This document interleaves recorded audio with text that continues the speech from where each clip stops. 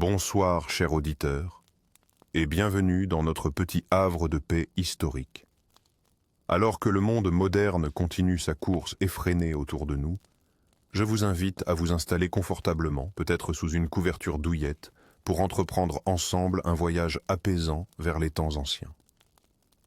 Cette histoire est conçue pour vous offrir un moment de détente, pour calmer votre esprit et, qui sait, peut-être vous accompagner doucement vers le sommeil.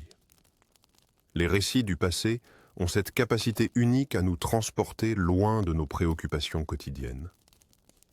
J'aimerais savoir d'où vous nous écoutez ce soir et à quel moment de la journée vous avez choisi de vous joindre à nous. Est-ce que le crépuscule qui teinte votre ciel, ou peut-être les premières lueurs de l'aube?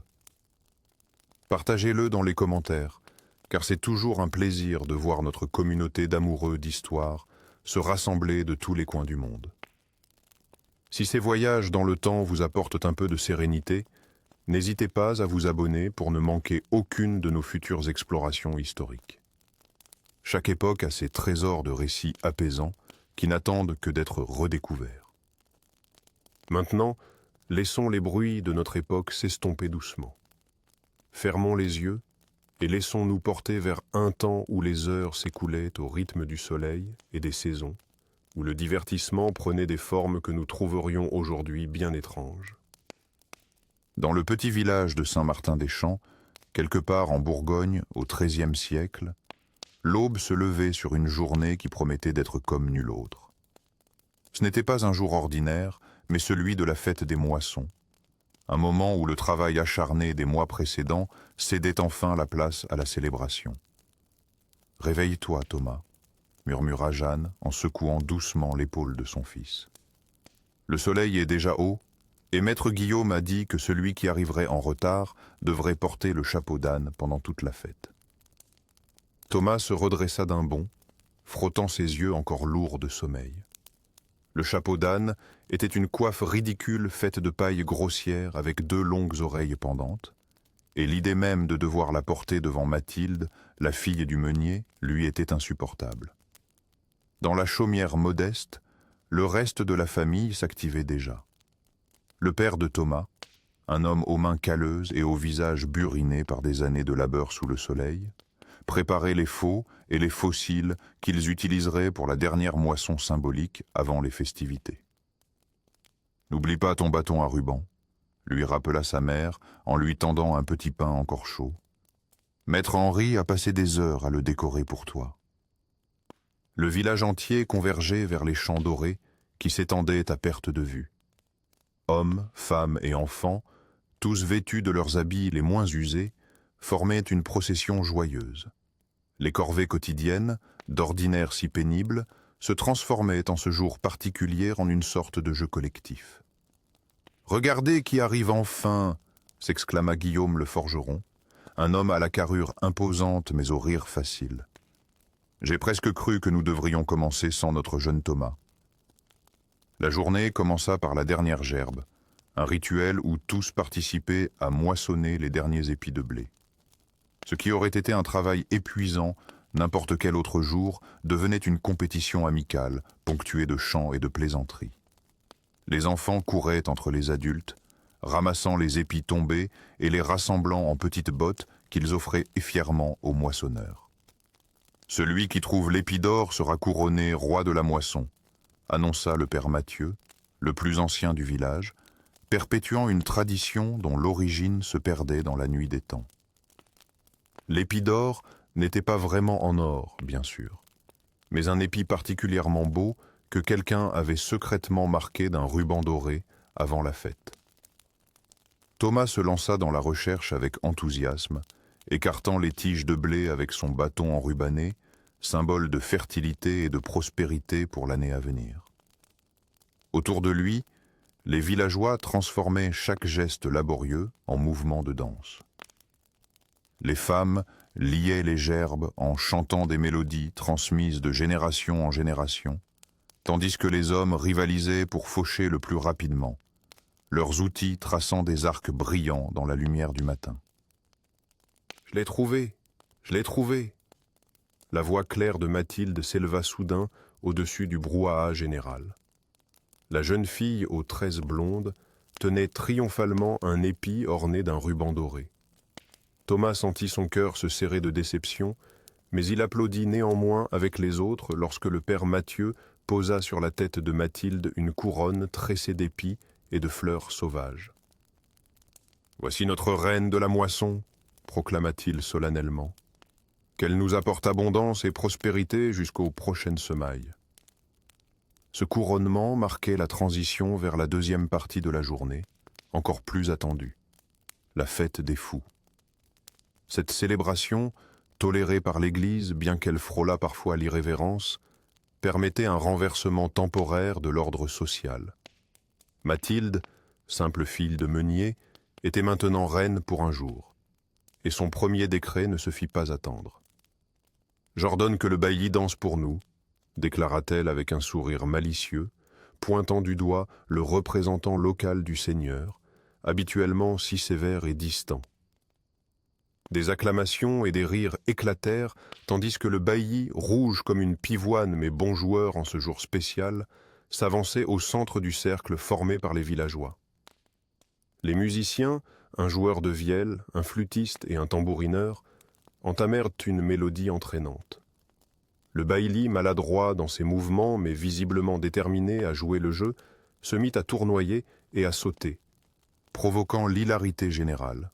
« Plus vite, plus haut !» criaient les enfants, habituellement si prompts à se cacher à son approche. La journée se poursuivit dans cette atmosphère de joyeux désordre. Le curé lui-même, après avoir présidé une courte cérémonie de bénédiction de la récolte, accepta de bonne grâce de participer aux festivités. On élut un évêque des fous, rôle qui échut cette année à Petit-Jean, le simple d'esprit du village, qu'on habilla d'une mitre faite de paille et d'un manteau rapiécé en guise de chasuble. « Mes frères et sœurs, en folie », proclama-t-il d'une voix solennellement comique, « je décrète que jusqu'au coucher du soleil, le sérieux est banni de notre village. » L'après-midi avançant, les divertissements prirent un tour plus animé encore. Au centre de la place du village, on avait installé une arène improvisée pour le combat de coqs tant attendu. 2 magnifiques gallinacés, l'un appartenant au meunier, l'autre au forgeron, furent placés face à face sous les acclamations de la foule. « 10 sous sur le coq rouge !» lança un paysan. « 20 sur le noir !» renchérit un autre. Thomas observait avec un mélange d'excitation et d'appréhension. Ces combats, bien que courants, le laissaient toujours partagé entre la fascination et une certaine tristesse pour les animaux. Mais aujourd'hui, l'ambiance festive emportait tout sur son passage. Les 2 coqs se jaugèrent un instant, plumes hérissées, avant de se lancer l'un contre l'autre dans un tourbillon de battements d'ailes et d'ergots pointés. La foule rugissait à chaque assaut, encourageant son champion. Pendant ce temps, à l'autre bout de la place, une course d'un genre particulier se préparait. « La course d'oie va commencer !» annonça maître Guillaume. « Que les participants s'avancent. » 6 jeunes hommes, dont Thomas, s'alignèrent devant une rangée d'oies attachées par les pattes à une corde tendue entre 2 poteaux. Le principe était simple mais demandait adresse et courage. Il fallait courir, sauter et attraper une oie par le cou. L'animal, se débattant furieusement, rendait l'exercice périlleux et souvent hilarant pour les spectateurs. « Prêt ?» cria Guillaume en levant un bras. « Partez !» Thomas s'élança avec les autres, le cœur battant. Cette année, il était enfin assez grand pour participer, et il était déterminé à impressionner Mathilde, qui observait depuis son trône improvisé de reine de la moisson. Le premier concurrent sauta et manqua son oie, tombant face contre terre sous les rires de l'assistance. Le deuxième réussit à saisir le coup de son volatile, mais fut rapidement désarçonné par les battements d'ailes frénétiques. Quand vint son tour, Thomas prit une profonde inspiration. Il courut, calcula son saut et s'élança dans les airs. Ses doigts se refermèrent sur le cou glissant de l'oie, qui se débattit avec une vigueur surprenante. Pendant un instant qui lui parut une éternité, il resta suspendu, tiré entre la gravité qui le rappelait au sol et l'oie qui se contorsionnait. Puis, dans un craquement sinistre, la corde céda, et Thomas se retrouva allongé dans la poussière, l'oie toujours fermement tenue entre ses mains. Un silence stupéfait tomba sur l'assemblée, rapidement rompu par un tonnerre d'applaudissements et de rires. « Le vainqueur !» s'écria Guillaume en levant le bras de Thomas. Et avec style en plus. Mathilde applaudissait plus fort que les autres, ses yeux brillants d'admiration. Thomas, encore étourdi mais rayonnant de fierté, réalisa que cette journée resterait gravée dans sa mémoire comme l'une des plus belles de sa vie. Dans ce petit village médiéval, loin des fastes des cours royales, les simples paysans avaient transformé leur corvée en célébration, leur hiérarchie en jeu, et même leurs animaux domestiques en source d'un divertissement certes étrange à nos yeux modernes, mais profondément ancré dans leur quotidien et leurs traditions. La nuit commençait à tomber, mais la fête était loin d'être terminée. Les torches s'allumaient une à une autour de la place, promettant une soirée de danse, de contes et de nouvelles surprises. Car au Moyen-Âge, même les jours les plus ordinaires pouvaient se transformer en moments extraordinaires, pour peu qu'on sache trouver la joie dans les plaisirs simples et partagés. Tandis que les villageois poursuivaient leurs réjouissances, à quelques lieues de là, dans la vaste cour du château de Montfort, un spectacle bien différent se préparait. Les bannières multicolores claquaient au vent, fixées aux tribunes de bois fraîchement érigées, où s'installaient déjà dames et seigneurs dans leurs plus beaux atours. « Regardez comme ils brillent, ces chevaliers !» s'exclama une jeune demoiselle, ses yeux émerveillés suivant les silhouettes imposantes qui paradaient sur leurs destriers. Le tournoi allait commencer, non pas simple affrontement d'hommes en armes, mais véritable théâtre où chaque noble cherchait à démontrer sa valeur. Le comte Guillaume de Montfort, organisateur de l'événement, avait investi une fortune dans ces 3 jours de festivités. Les héros, vêtus de tabards aux couleurs éclatantes, annonçaient les participants tandis que les écuyers s'affairaient autour de leur maître, ajustant une dernière fois les pièces d'armure qui scintillaient sous le soleil de l'après-midi. Oyez, voyez, le seigneur Étienne de Vauvert défie le chevalier Raoul de Clermont. La foule retint son souffle lorsque les 2 hommes prirent position aux extrémités de la lice, leurs lances ornées de penons colorés pointées vers le ciel. Ce n'était pas seulement un test de force et d'adresse, mais une occasion pour les familles nobles de tisser des alliances, pour les jeunes chevaliers de se faire remarquer, et pour les dames d'accorder leur faveur aux plus valeureux. Quand le signal fut donné, les destriers s'élancèrent dans un fracas assourdissant, soulevant des nuages de poussière. Le choc des lances contre les écus résonna comme le tonnerre, arrachant des cris d'effroi et d'admiration aux spectateurs. Le seigneur Étienne fut désarçonné dans un cliquetis métallique, provoquant l'ovation de la foule. Mais au-delà de la violence apparente, tout était codifié. Les armes émoussées, les règles strictes, les juges attentifs, veillant à ce que l'honneur de chacun soit préservé. Car ces tournois, bien que dangereux, étaient avant tout des célébrations de la chevalerie et de ses idéaux. Lorsque l'hiver rendait les tournois impossibles, la noblesse se tournait vers une autre passion, la chasse. À l'aube d'une froide matinée de janvier, le même comte Guillaume se tenait au milieu de sa cour, emmitouflé dans une cape doublée de fourrure, un magnifique faucon pèlerin perché sur son poing ganté. « Voyez comme elle est impatiente », murmura-t-il à son invité, le duc de Bourgogne, tandis que l'oiseau agitait ses ailes. La fauconnerie n'était pas un simple passe-temps, mais un art minutieux où chaque geste, chaque signal entre l'homme et l'animal était le fruit d'années d'apprentissage. Les veneurs sonnèrent du cor, signalant le début de la chasse. Une procession impressionnante s'ébranla. Nobles à cheval, valets tenant en laisse des chiens frémissant d'excitation, fauconniers avec leurs oiseaux encapuchonnés. La forêt domaniale était réservée au plaisir du seigneur, et malheur aux braconniers qui s'y aventuraient. « Nous traquerons le cerf aujourd'hui », annonça le comte à ses invités. « So, un discord a été repéré près de l'étang des moines. La chasse au cerf suivait un rituel précis, presque sacré. Le laisser-court où les chiens poursuivaient la bête, la curée où l'animal abattu était dépecé selon des règles ancestrales, et enfin le retour triomphal où le seigneur offrait symboliquement les meilleurs morceaux à ses compagnons les plus valeureux.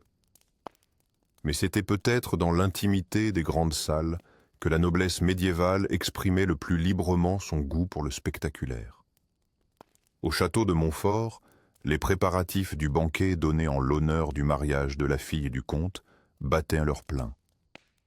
Les cuisines étaient en effervescence depuis l'aube, des dizaines de serviteurs s'affairant autour des broches ou rôtissaient paons et cygnes qui seraient présentés revêtus de leur plumage, comme s'ils étaient encore vivants. Le subtilité doit être prête avant l'arrivée des convives, ordonna le maître-queux à ses aides qui assemblaient un château miniature en pâte de sucre, d'où jaillirait des oiseaux vivants lorsqu'on le briserait. Quand les invités prirent place à la table d'honneur, dressés sur une estrade pour que tous puissent admirer les mets et les convives, le spectacle commença véritablement. Entre chaque service, des entremets, ces divertissements qui donnaient leur nom aux plats qu'ils accompagnaient, émerveillaient l'assistance. Un navire miniature voguant sur une mer de gelée bleue, des acrobates jaillissant de pâtés géants, un arbre doré où pendaient des fruits confits que les dames pouvaient n'en te cueillir. « Jamais je n'ai vu pareille merveille », s'exclama la jeune mariée lorsqu'on apporta le plat principal, un sanglier crachant des flammes, escorté de petits cochons de lait rôtis qui semblaient danser autour de lui grâce à d'ingénieux mécanismes. Le banquet se poursuivit jusqu'à l'aube, entrecoupé de danses, de poèmes récités par des troubadours et de musique jouée sur des instruments aux formes étranges.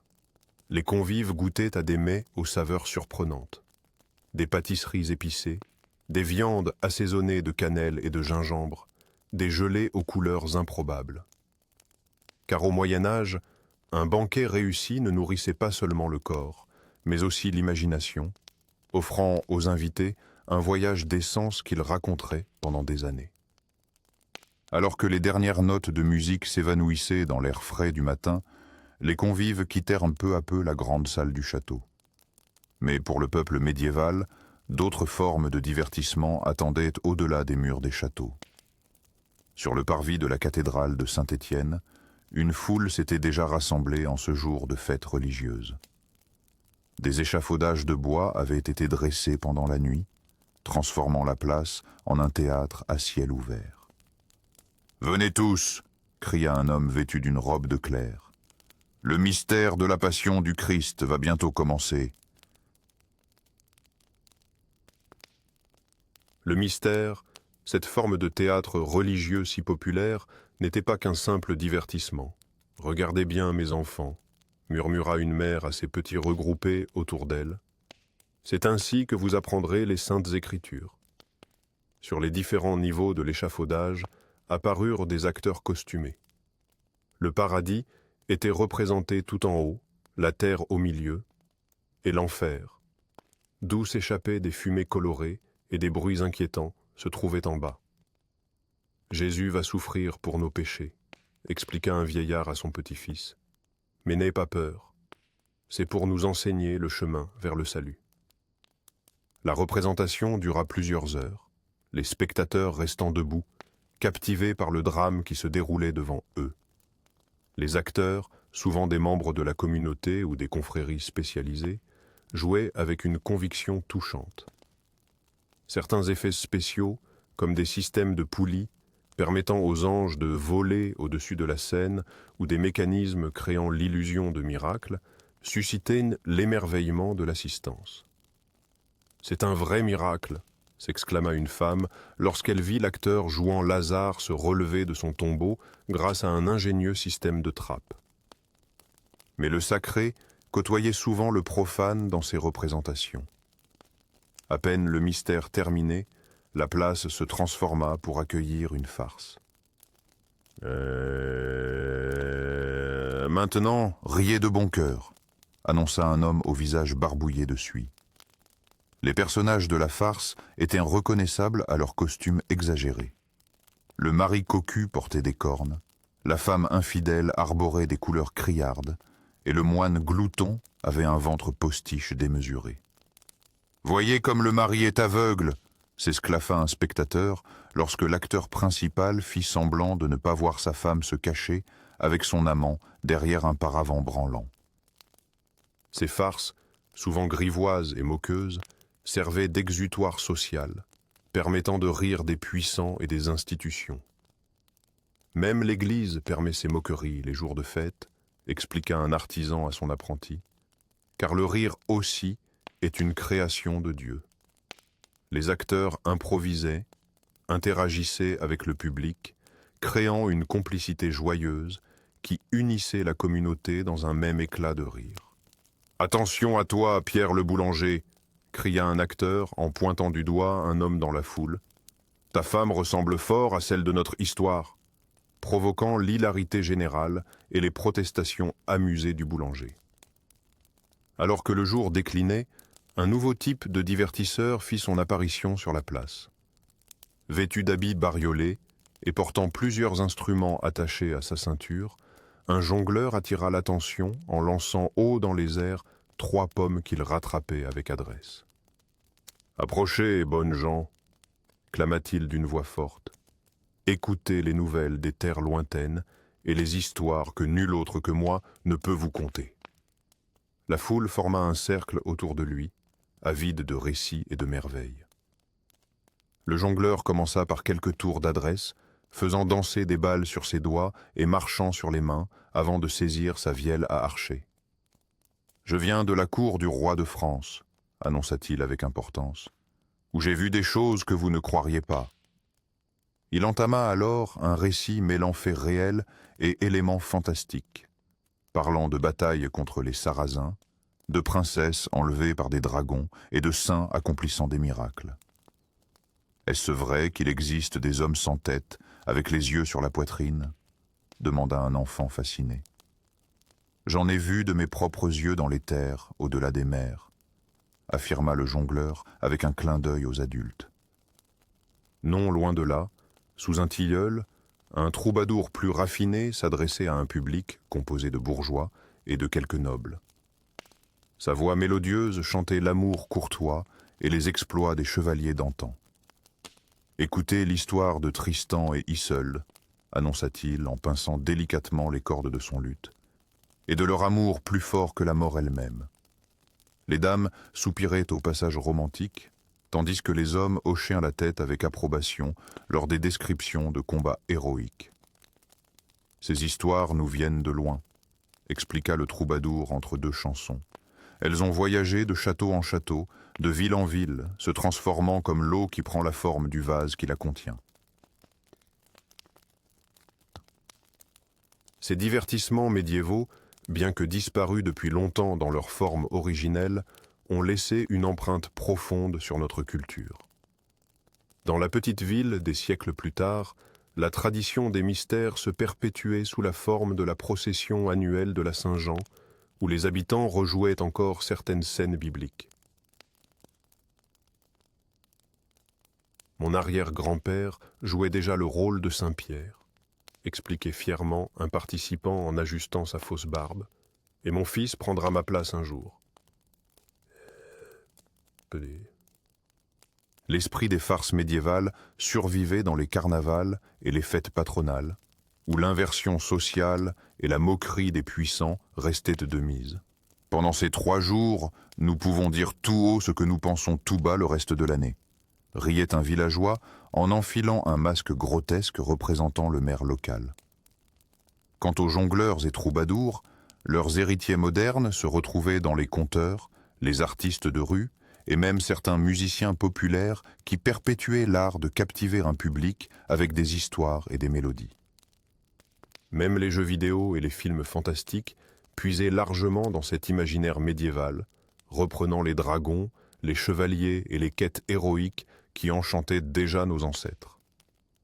Grand-père, est-ce que les dragons existaient vraiment au Moyen-Âge ? demanda un enfant en manipulant sa console de jeu. Les gens y croyaient aussi fermement que nous croyons aujourd'hui à ce que nous montrent nos écrans, répondit le vieil homme avec un sourire énigmatique. Et peut-être avaient-ils raison de croire à la magie qui les entourait.